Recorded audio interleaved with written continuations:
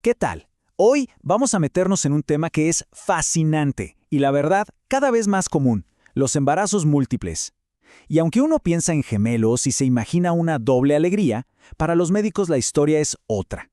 Siempre, pero siempre se considera un escenario de alto riesgo, con peligros mayores tanto para la madre como para los bebés.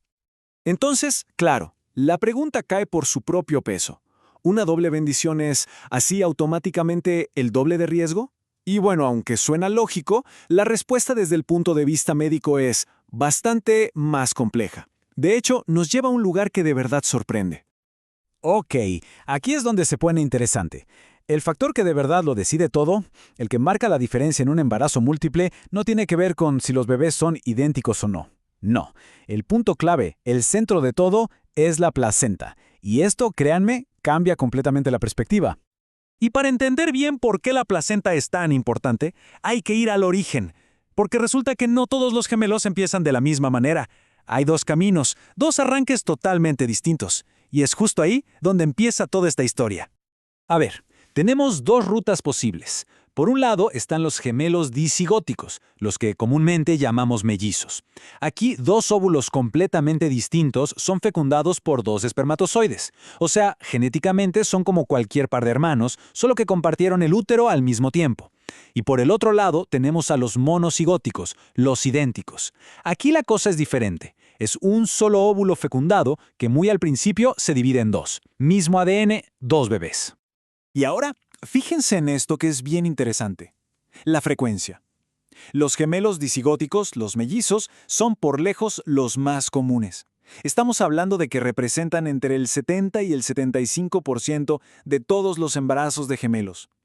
Y claro, aquí influyen factores como la genética de la familia, la edad de la madre e incluso los tratamientos de fertilidad. Pero como ya adelantamos, ese origen genético no es lo que más les quita el sueño a los médicos. Vamos a pasar ahora a lo que de verdad define el riesgo del embarazo, la estructura de la placenta. Y aquí llegamos al término clave de toda esta charla, corionicidad. ¿Qué significa? Es simple, se refiere al número de placentas. Y este dato, y no el origen genético, es el factor más importante para saber qué tan riesgoso será el embarazo y cómo se va a manejar. Es lo que va a dictar el nivel de vigilancia y el tipo de cuidados durante los 9 meses.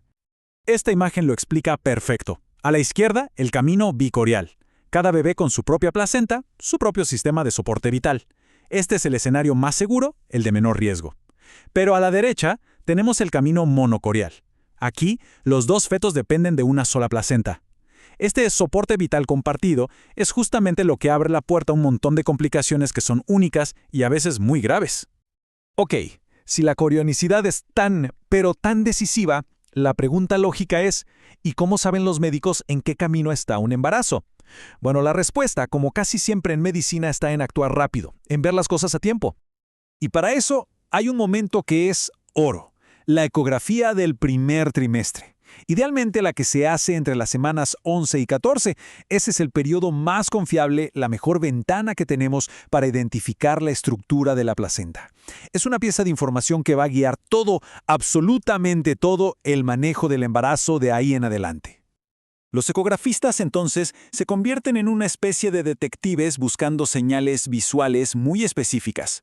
En un embarazo bicorial buscan lo que se conoce como el signo lambda. Imaginen un pequeño pico de tejido de la placenta que se mete en la base de una membrana divisoria que es gruesa.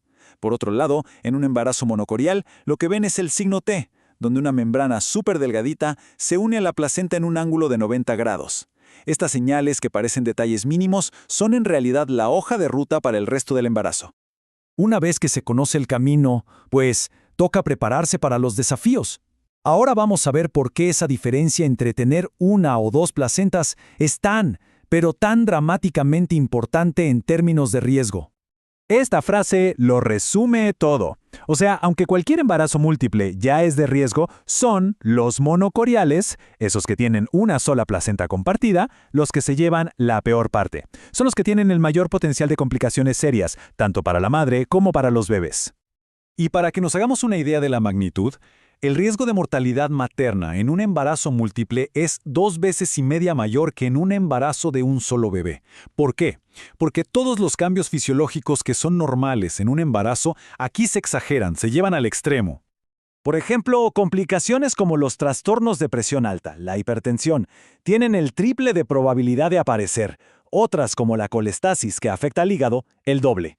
Y a eso hay que sumarle mayores riesgos de anemia, de diabetes gestacional, de hemorragias. La lista es larga. Pero si hablamos de los bebés, el riesgo número 1, el más grande de todos, es nacer antes de tiempo. La prematurez es la complicación más frecuente, por mucho. Afecta más de la mitad de los embarazos de gemelos, y fíjense, al 75% de los de trillizos. Y es lamentablemente la principal causa de problemas graves e incluso de mortalidad para los recién nacidos. Y aquí entramos en una complicación que es exclusiva, que solo puede pasar en los embarazos monocorionales. Se llama síndrome de transfusión fetofetal, o STFF. ¿Qué pasa aquí? Resulta que en esa placenta compartida hay conexiones de vasos sanguíneos y a veces se desequilibran. Entonces, un gemelo, al que llamamos donante, le empieza a pasar demasiada sangre al otro, el receptor. Y esto genera una crisis para los dos. El donante se queda sin sangre, sufre de anemia, no crece bien, mientras que el receptor se sobrecarga de sangre y su corazoncito corre el riesgo de fallar. Es una situación gravísima, que sin tratamiento tiene una mortalidad altísima. Todo este viaje de alto riesgo llega a su clímax en un desafío final que es igual de complejo: el parto. El nacimiento en un embarazo múltiple es, por definición, un parto de riesgo elevado. No hay otra forma de verlo. El término médico para un trabajo de parto difícil es distocia, y en palabras sencillas se refiere a cualquier cosa que altere el progreso normal del nacimiento. Y como se pueden imaginar, en los partos múltiples las chances de que esto pase aumentan, y bastante. Las causas pueden ser varias. A veces es una distocia dinámica, que es cuando las contracciones del útero no son lo suficientemente fuertes, algo común porque el útero está súper estirado. Otras veces es una distocia pélvica, que tiene que ver con la forma o el tamaño de los huesos de la madre. Y luego está la distocia fetal, muy importante en estos casos, que se refiere a problemas con la posición o el tamaño de los bebés, que a lo mejor no están bien acomodados para salir. Y un ejemplo súper dramático de esto es la distocia de hombros. Esta es una verdadera emergencia obstétrica. Pasa cuando, después de que ya salió la cabeza del bebé, uno de sus hombros se queda atascado en la pelvis de la madre. Aquí, cada segundo cuenta y se necesitan maniobras muy expertas para liberar al bebé sin causarle daños graves. Ahora, a pesar de todos estos riesgos que hemos mencionado y que suenan bastante intimidantes, la medicina moderna ha encontrado un camino claro para mejorar muchísimo los resultados. La clave no es eliminar el riesgo, porque eso es imposible, sino manejarlo de una forma inteligente y proactiva. Este camino hacia un resultado más seguro se sostiene sobre 4 pilares, 4 claves fundamentales. Primero, el diagnóstico temprano. Saber la corionicidad en el primer trimestre lo es todo. Segundo, un seguimiento especializado. Estos embarazos deben llevarse en un centro de segundo o tercer nivel, con gente experta. Tercero, la capacidad de hacer tratamientos proactivos, como las terapias dentro del útero para corregir complicaciones como el STFF. Y por último, un plan de parto súper claro, preparándose para un evento de alto riesgo con un equipo calificado y listo para todo.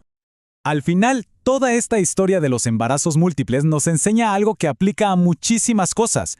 Conocer el camino desde el principio lo cambia todo.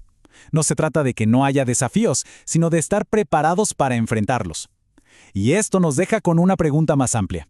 ¿En qué otras áreas de la medicina, o incluso de la vida, el saber a qué nos enfrentamos desde el inicio puede cambiar radicalmente el destino de un viaje?